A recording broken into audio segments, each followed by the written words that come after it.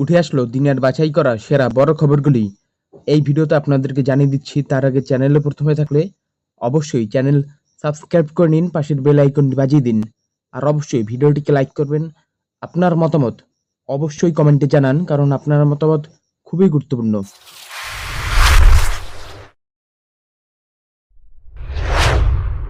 অন্তর্বর্তী নয়, এবার পাকাপাকি জামিন চেয়ে সুপ্রিম কোর্টে কেজরিওয়াল। আগামী শনিবার সপ্তম তথা অন্তিম দফার ভোটের দিনই শেষ হয়ে যাবে দিল্লির মুখ্যমন্ত্রী অরবিন্দ কেজরিওয়ালের অন্তর্বর্তী জামিনের মেয়াদ। 2 জুন তাকে তিহার জেলে ফিরে যেতে হবে, এমনই নির্দেশ দিয়েছিল সুপ্রিম কোর্ট। বৃহস্পতিবার নতুন একটি আর্জিতে দিল্লির মুখ্যমন্ত্রী এবার রেগুলার বেল বা পাকাপাকি জামিনের আর্জি জানিয়েছেন। এর আগে সপ্তাহের গোড়ায় কেজরিওয়াল শীর্ষ কোর্টে তার অন্তর্বর্তী জামিনের মেয়াদ 7 দিন বৃদ্ধির আর্জি জানিয়েছিলেন। সেই আর্জি বুধবার খারিজ করে দেয় শীর্ষ আদালত। দিল্লির মুখ্যমন্ত্রী জামিনের আবেদনে জানিয়েছিলেন চিকিৎসার প্রয়োজনে তার আরও 7 দিন জেলের বাইরে থাকা প্রয়োজন। সেই আর্জি খারিজ হওয়ায় এবার পূর্ণ সময়ের জামিন চেয়ে আবেদন করেছেন। আপ সূত্রের খবর, শারীরিক অসুস্থতা ছাড়াও রাজনৈতিক কারণেও কেজরিওয়াল 4 জুন লোকসভা ভোটের ফল ঘোষণার দিন জেলের বাইরে থাকতে চাইছেন। কেজরিওয়ালের বক্তব্য, তার বিরুদ্ধে ইডি চার্জশিট পেশ করার পর শুনানি শুরু হোক। আদালত তাকে দোষী সাব্যস্ত করলে তখন গ্রেপ্তার করা হোক। শুনানির আগে গ্রেপ্তার করে জেলে আটকে রেখে তার অধিকার হরণ করা হচ্ছে। দিল্লির মাদক কাণ্ডে ধৃত কেজরিওয়ালের অন্তর্বর্তী জামিনের সিদ্ধান্তের বিরোধিতা করে ইতিমধ্যে শীর্ষ আদালতে পিটিশন জমা করেছে এনফোর্সমেন্ট ডাইরেক্টরেট। মামলায় আম আদমি পার্টিকেও যুক্ত করেছে ইডি। তাদের বক্তব্য, শুধু দিল্লির মুখ্যমন্ত্রী হিসাবেই নয়, পার্টির শীর্ষ নেতা হিসেবেও কেজরিওয়াল আবগারি মামলায় অভিযুক্ত।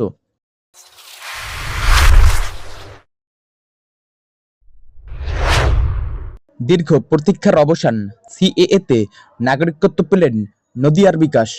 অবশেষে দীর্ঘ প্রতীক্ষার অবসান।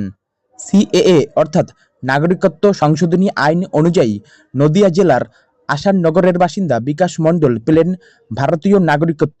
বিকাশ মণ্ডল 2012 সালে বাংলাদেশের ঝিনাইদহ থেকে পুরো পরিবার নিয়ে আসাননগরে চলে আসেন। সিএএ পাশ হওয়ার পর থেকেই তিনি নাগরিকত্বের আবেদন করার জন্য অধীর আগ্রহে অপেক্ষা করছিলেন। গত 17 মে অনলাইনে আবেদন করেন বিকাশ মণ্ডল। তারপরে 27 মে তাকে কৃষ্ণনগর পোস্টাল সুপারিনটেন্ডেন্ট অফিসে ভেরিফিকেশনের জন্য ডাকা হয়। সকল নথি জমা দেওয়ার পর বৃহস্পতিবার তিনি ভারতীয় নাগরিকত্বের শংসাপত্র পেয়েছেন। সম্প্রতি কেন্দ্রীয় স্বরাষ্ট্রমন্ত্রী অমিত শাহের দপ্তরের তরফে প্রকাশিত এক বিবৃতিতে জানানো হয়েছে, সিএএ সংক্রান্ত দায়িত্বপ্রাপ্ত কমিটি বুধবার থেকে সিএএ আইন অনুযায়ী নাগরিকত্বের শংসাপত্র বিলির কাজ শুরু করেছে। উল্লেখযোগ্য যে লোকসভা ভোটের চতুর্থ দফার পরে গত 15 মে প্রথমবার 300 জন সিএএ আবেদনকারীকে শংসাপত্র দেওয়া হয়েছিল। কেন্দ্রীয় স্বরাষ্ট্রমন্ত্রী অজয় কুমার ভাল্লা স্বয়ং দিল্লিতে 14 জন আবেদনকারীর হাতে ভারতীয় নাগরিকত্বের শংসাপত্র তুলে দেন। সিএএ অনুযায়ী নাগরিকত্ব প্রদানের কাজ পুনরায় শুরু হওয়ার ফলে হরিয়ানা, উত্তরাখণ্ডের পাশাপাশি পশ্চিমবঙ্গের আবেদনকারীরাও তাদের নাগরিকত্বের শংসাপত্র পেতে শুরু করেছেন। তবে এখনও এই আইনে নাগরিকত্ব পাওয়ার আবেদন নিয়ে বিভ্রান্তি রয়েছে, ফলে অনেকেই আবেদন করেননি। বিকাশ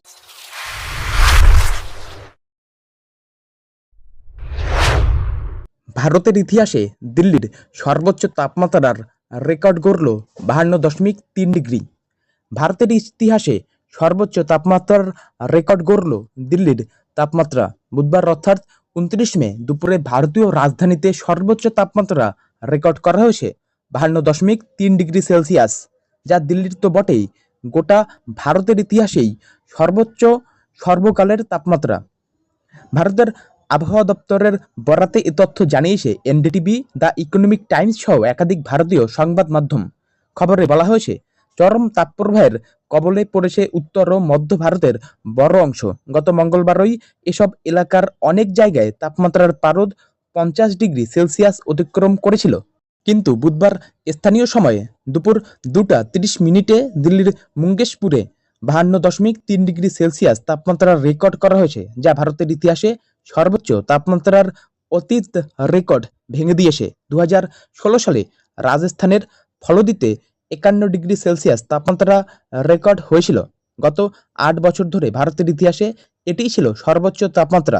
তার আগে 1956 সালে রাজস্থানের আলোয়ারে রেকর্ড হয়েছিল ভারতের সর্বোচ্চ 50.6 ডিগ্রি সেলসিয়াস তাপমাত্রা।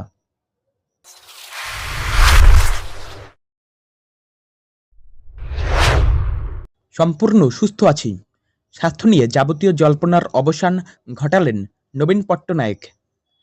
প্রধানমন্ত্রী নরেন্দ্র মোদীর রাজনৈতিক আক্রমণের পাল্টা জবাব দিলেন ওড়িশার মুখ্যমন্ত্রী নবীন পট্টনায়েক। বৃহস্পতিবার তার স্বাস্থ্য নিয়ে যাবতীয় জল্পনার অবসান ঘটিয়ে নবীন পট্টনায়েক জানিয়েছেন যে তিনি সম্পূর্ণ ঠিক আছেন এবং গত 1 মাস ধরে লোকসভা এবং রাজ্য বিধানসভা নির্বাচনের প্রচার করছেন।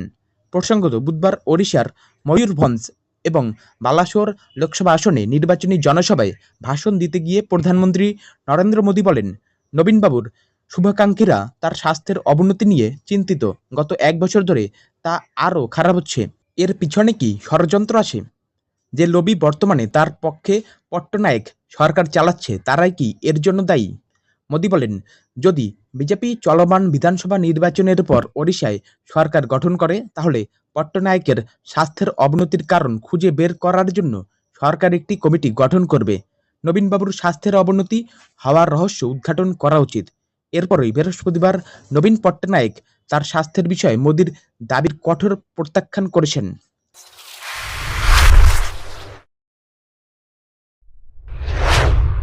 4 লাখের বেশি ব্যবধানে জিতব, প্রচারের শেষ দিনে হুঙ্কার অভিষেকের। লোকসভা ভোটের প্রচারের শেষ দিনে নিজের লোকসভা কেন্দ্র ডায়মন্ড হারবারে রোড শো করলেন অভিষেক বন্দ্যোপাধ্যায়। আর সেখান থেকেই আরও একবার 4 লক্ষ ভোটে জেতার হুঙ্কার দিলেন ডায়মন্ড হারবারের তৃণমূল প্রার্থী। কেবল ফলতা থেকেই 1 লক্ষ ভোটের লিড পাবেন বলে দাবি করেন অভিষেক। আগামী 1 জুন শেষ দফায় ভোট রয়েছে ডায়মন্ড হারবার লোকসভা কেন্দ্রে। রাজ্যের গুরুত্বপূর্ণ কেন্দ্রগুলির মধ্যে অন্যতম হল এই ডায়মন্ড হারবার কেন্দ্রটি, কারণ এখানে তৃণমূলের প্রার্থী হয়েছেন দলের সাধারণ সম্পাদক অভিষেক বন্দ্যোপাধ্যায়। অন্যদিকে এখানে একেবারে শেষ মুহূর্তে প্রার্থী ঘোষণা করেছে বিজেপি। অভিজিৎ দাস এখানে গেরুয়া শিবিরের প্রার্থী হয়েছেন। আইএসএফ প্রার্থী হয়েছেন মজনু লস্কর। তবে এই কেন্দ্রে জয়ের হ্যাট্রিক করার বিষয়ে আত্মবিশ্বাসী অভিষেক বন্দ্যোপাধ্যায়। জয়ের বিষয়ে শুধু আত্মবিশ্বাসীই নন, জয়ের ব্যবধান আগের থেকে বাড়বে বলেই দাবি করেছেন তিনি। বৃহস্পতিবার ডায়মন্ড হারবার লোকসভা কেন্দ্রের রোড শোর পর সাধারণ মানুষের উদ্দেশ্যে বক্তব্য রাখেন অভিষেক বন্দ্যোপাধ্যায়ের দাবি, এবার তিনি ডায়মন্ড হারবারে 4 লাখ ভোটের ব্যবধানে জয়ী হবে।